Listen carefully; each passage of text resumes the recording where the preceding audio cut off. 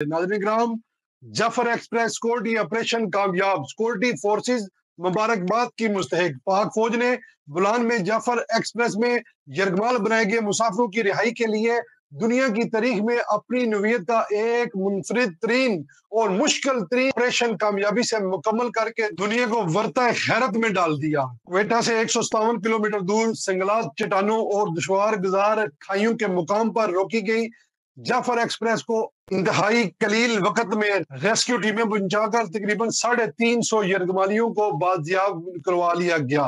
बिलाशुबा फौज पाकिस्तान अपनी प्रोफेशनल हमारत के लिए पूरी दुनिया में जानी जाती है और ये सबूत है फौज पाकिस्तान इसी तनदेही से अपने वतन की इंच इंच की हिफाजत कर रही है और ये शायद दुनिया की तारीख का सबसे बड़ा रेस्क्यू ऑपरेशन है जिसमें यरगमालियों की इतनी बड़ी तादाद को बाहिफाजत बायाब करवाया गया और सिक्योरिटी फोर्सेस का जानी नुकसान भी ना होने के बराबर हुआ।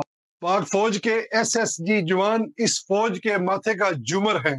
पाक फौज का ये यूनिट BLA के गलीज दहशतगर्दों के लिए कहर बनकर साबित हुआ और उन्हें दिन में तारे दिखा दिए।